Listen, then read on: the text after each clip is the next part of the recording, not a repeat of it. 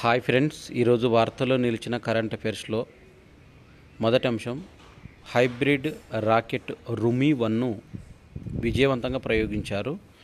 ఇది ఈసీఆర్లోని తిరువిడందై తీర గ్రామం నుంచి space zone India, Martin group సంస్థలు తయారు చేసిన ఈ రాకెట్కు రుమి-1 అనే పేరును ఖరారు చేశారు. ఇది శనివారం ఉదయం 7:02 మొబైల్ కంటైనర్ లాంచ్ ప్యాడ్ నుంచి విజయవంతంగా నింగిలోకి పంపారు. ఇది 3 క్యూబ్ ఉపగ్రహాలు, దానికంటే తక్కువ బరువుతో కూడిన 50 పికో ఉపగ్రహాలు కూడా ఉన్నాయి. వాతావరణ పరిస్థితులు, కాస్మిక్ రేడియేషన్, యూవీ రేడియేషన్, గాలితో నాణ్యత తదితర వివరాలను సేకరిస్తుంది.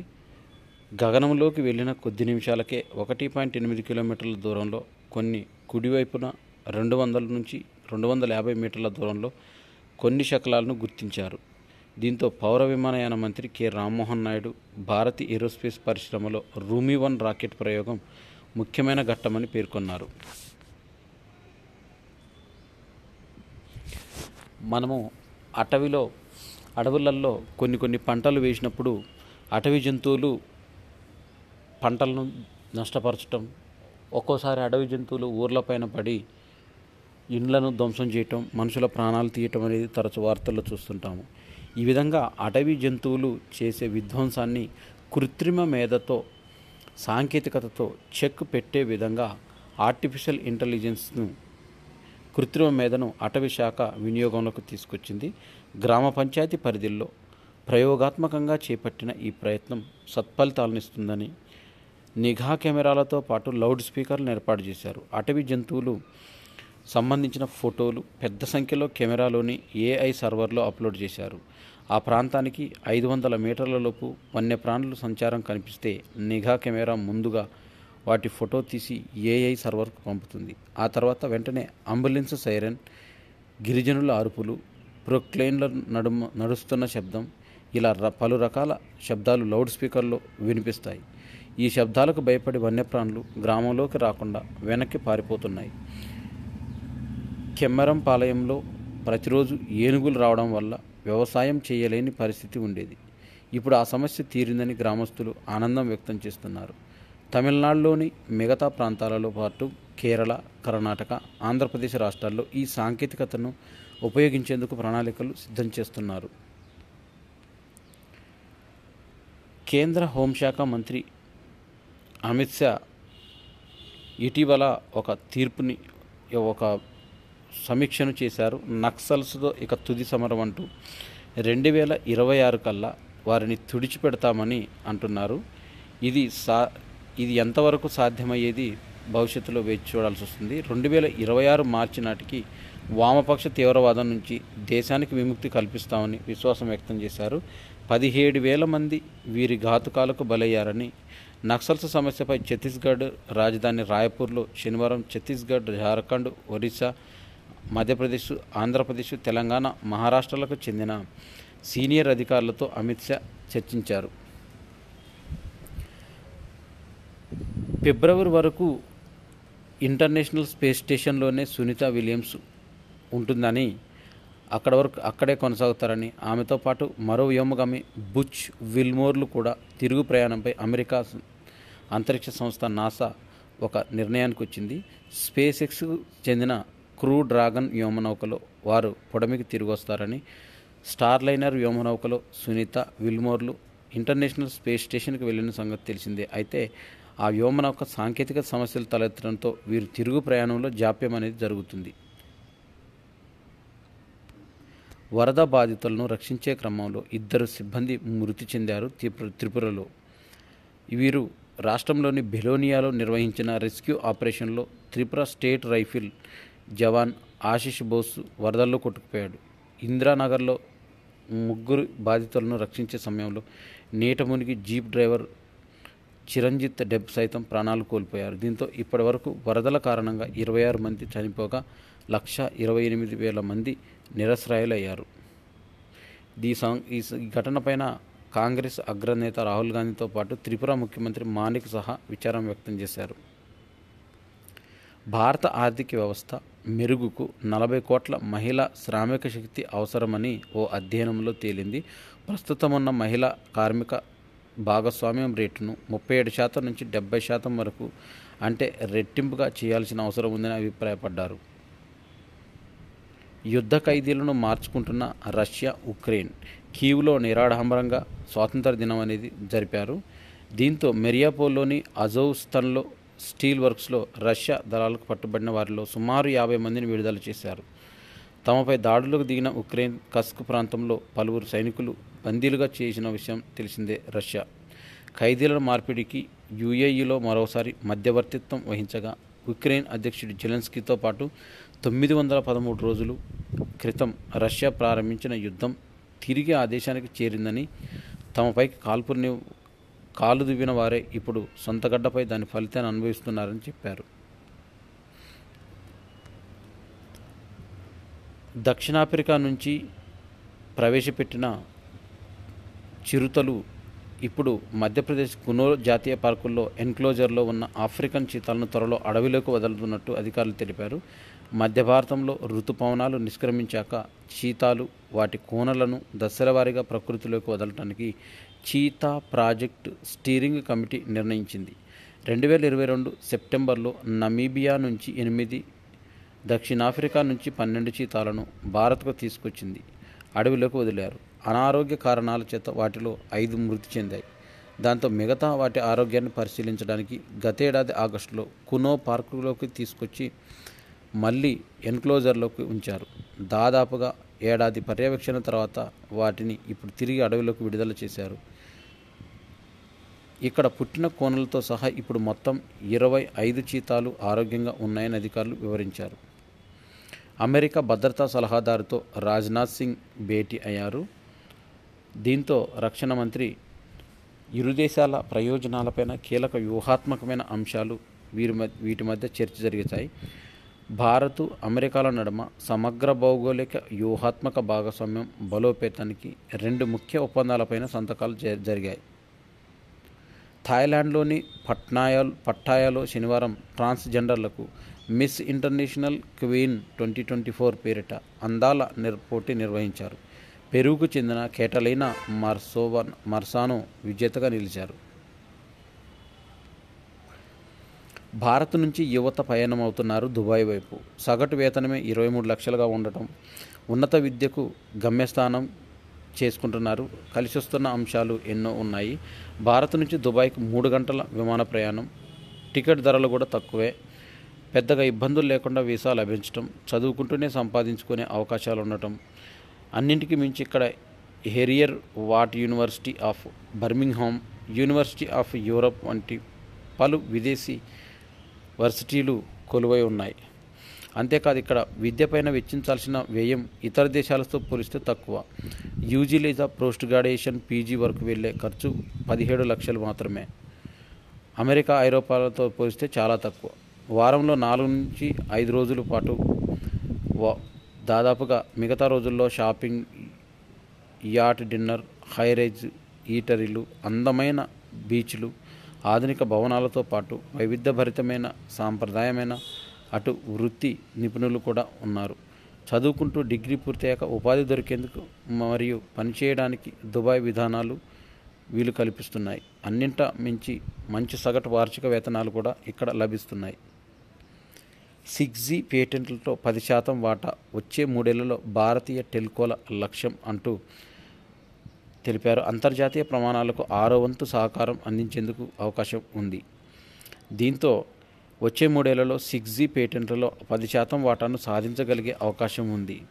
అలాగే అంతర్జాతీయ ప్రమాణాలకు 6వ వంతు సహకారం కూడా అందించవచ్చని తెలిపారు.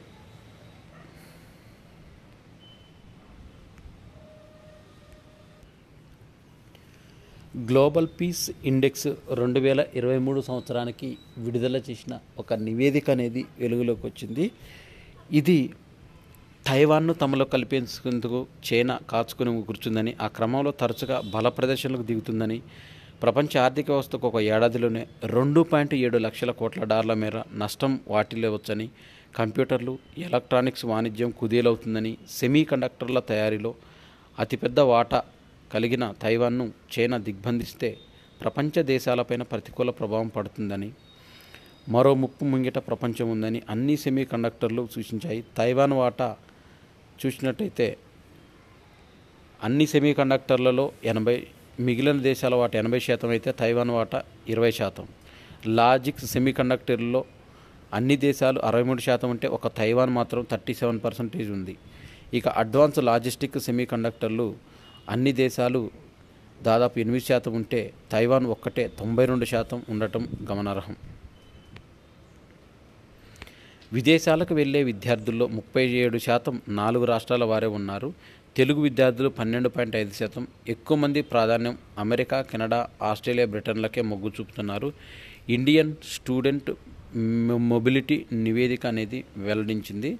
దీంట్లో చూసినట్టయితే అమెరికా, కెనడాలకు America first place, Canada second place, Britain third place, Australia third place, Britain fourth place.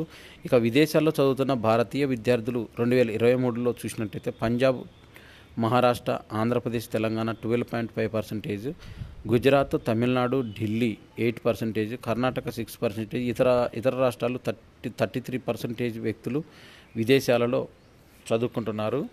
దీంట్లో విద్య నాణ్యత, ఉద్యోగ అవకాశాలు, సాంస్కృతిక అనుకూలత, ఉపకార వేతనాలు, ఆర్థిక సహాయం వలన విధానాలు, ర్యాంకింగ్, ఖ్యాతి, కోర్సు కరికులం, స్పెషలైజేషన్, పరిశోధనాంశాలు, పూర్వ విద్యార్థుల నెట్వర్క్స్, పరిశ్రమ అనుసంధాన, ఆర్థిక అంశాలను పరిగణలోకి తీసుకుంటున్నారు. కెరీర్ అవకాశాలు, ఆసక్తి, అభిరుచి, పరిశ్రమ, డిమాండ్, ఫ్లెక్సిబిలిటీ, పరిధి, ఆర్థిక స్తోమత, కాల వ్యవధి అనేది దీనికి ఉంది. ఇక ఆర్టిఫిషియల్ ఇంటెలిజెన్స్తో మానవాళికి ముప్పు లేదని, సాంకేతికత ఎంత ఎదిగినా కూడా మనుషుల చేతుల్లోనే కీ ఉంటుందని, కొలువుల ప్రభావాన్ని ఇప్పుడే అంచనా వేయలేమని, ఫేక్ల ప్రమాదం పొంచి ఉందని ఈనాడుతో బాత్ వర్సిటీ శాస్త్రవేత్త డాక్టర్ హరీష్ తయ్యార్ మాడభూషి తెలిపారు. దీంతో association for computational linguistics ACL 2024 ఇటీవల భారత్లో విశ్వవిద్యాలయాల అధ్యయన ఫలితాలను వెల్లడించింది. AIలో కీలకమైన లార్జ్ లాంగ్వేజ్ మోడల్స్ వర్ధమాన సామర్థ్యాలపైన అధ్యయనం సాగింది. దీంతో ఆ పాత పద్ధతులన్నింటినీ పూర్తిగా తొలగిస్తాయని కాదు, కానీ ఉదాహరణకు LLMలు ఎంత భాష విషయాన్ని సేకరించినా, ప్రజెంట్ చేసిన జర్నలిస్టులకు ప్రత్యామ్నాయం కాలేవని, దీంతో విస్తృతంగా పరిశోధనలు జరగాలని, అయితే LLMలు చాలా సంక్లిష్టమైనవని, సమీప భవిష్యత్తులో కూడా వాటిని పూర్తిగా అర్థం చేసుకొని మాత్రం కుదరకపోవచ్చని తెలిపారు. దీంతో AIకి కీలకమైన MLLM పైన అధ్యయనంలో తేలిందంటే ఏం చేయాలో, ఏం కావాలో మన సూచనలు, కమాండ్స్ ఇవ్వకుండా వాటంతట అవే సమస్యకు పరిష్కారాలు చూపించవు. దీంతో ఎలన్ మస్క్ లాంటి వారే కాకుండా ట్యూరింగ్ అవార్డు గ్రహీత జెఫ్రీ ఇమాంట్లన్ లాంటి నిపుణులు కూడా AI పరిశోధనలు ఆపేయాలని పిలుపునిచ్చారు కదా. అయితే దాంట్లో సాధ్యాసాధ్యాలపైన అవగాహన కాస్త పెరిగింది కాబట్టి వీటి పరిస్థితి మారుతుంది. క్రికెట్కు భారత క్రికెట్ క్రీడాకారుడు శిఖర్ ధావన్ వీడ్కోలు పలుకుతున్నారు. దీనికి సంబంధించిన ఒక అంశాన్ని మనం చూసినట్టయితే శిఖర్ ధావన్ చేసిన ఇన్నింగ్స్లు మనం చూసినట్టయితే దీంట్లో ఇన్నింగ్స్లు మొత్తము 58 టెస్టులు, వన్డేలు 164, T20లో 66 ఆడారు. దీంట్లో టెస్టుల్లో 2315 పరుగులు, సగటు 40.6, సెంచరీలు 7. వన్డేల్లో 164 వన్డేల్లో చేసిన పరుగులు 6793, సగటు 44.11, సెంచరీలు 17 సెంచరీలు. T20లో 66 T20లు ఆడారు, 1759 స్కోరు, సగటు 27.82, సెంచరీలు 0. దీంట్లో శిఖర్ ధావన్ క్రికెటర్ నుంచి ప్రపంచానికి 2004 అండర్-19 ప్రపంచ కప్తో తెలిసింది. ఈ టోర్నీలో ధావన్ మామూలుగా రెచ్చిపోలేదంటే 7 మ్యాచ్ల్లో 84.16 సగటుతో 505 పరుగులు చేశాడు. ఇందులో 3 సెంచరీలు ఉన్నాయి. ఓ అండర్-19 ప్రపంచ కప్లో అత్యధిక పరుగులు చేసిన ఆటగాడిగా అతను అప్పుడు రికార్డు సృష్టించాడు. ఆ రికార్డును ఒక్క పరుగు తేడాతో 2022లో డెవాల్ట్ బ్రేవిస్ దక్షిణాఫ్రికా తిరగరాశాడు. ఆ ప్రపంచ కప్లో ప్లేయర్ ఆఫ్ ది టోర్నీగా నిలిచిన Shikhar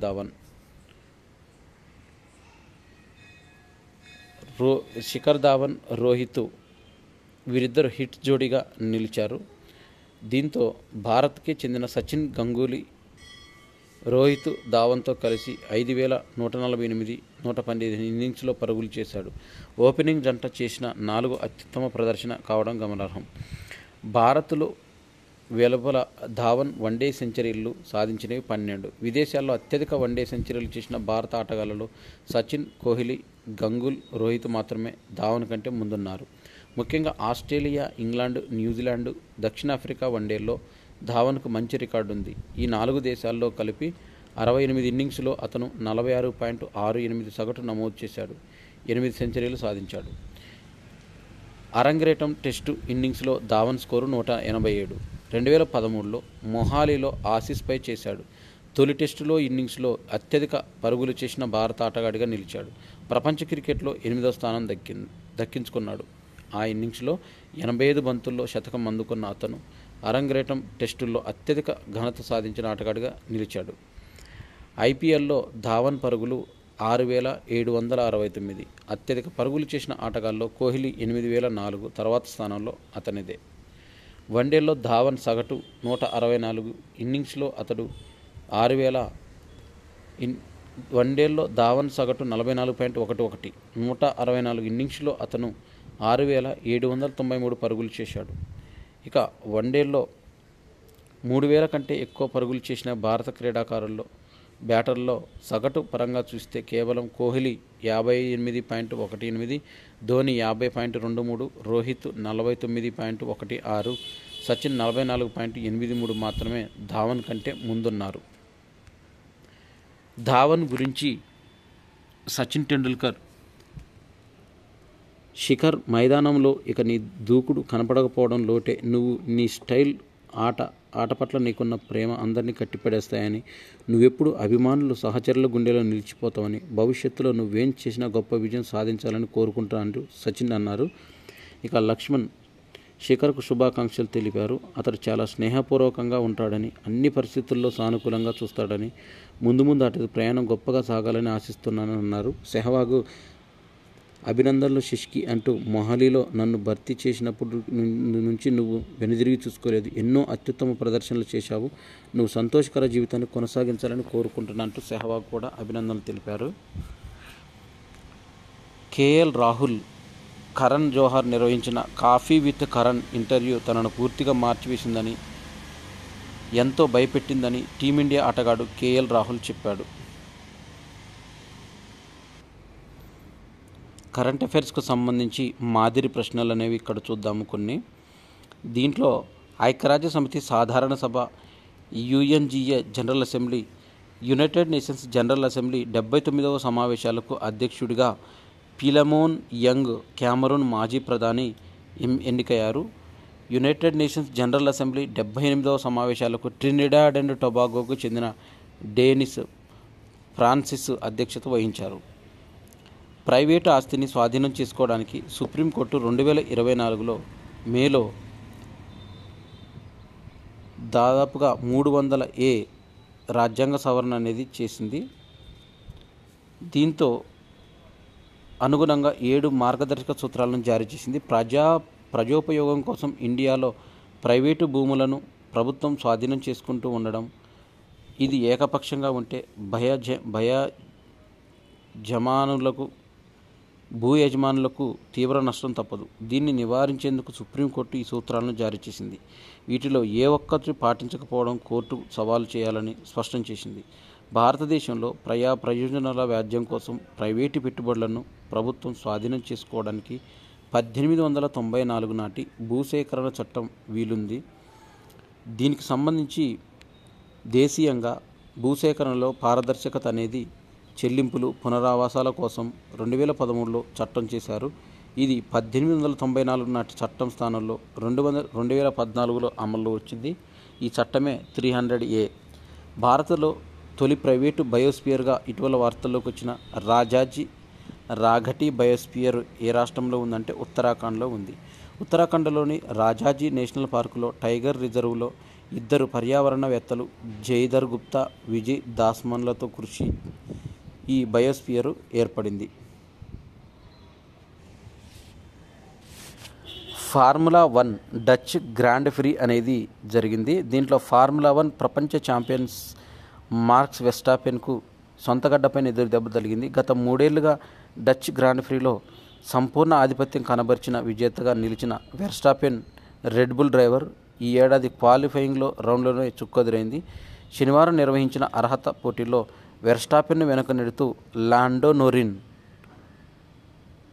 McLaren driver pole position సాధించాడు.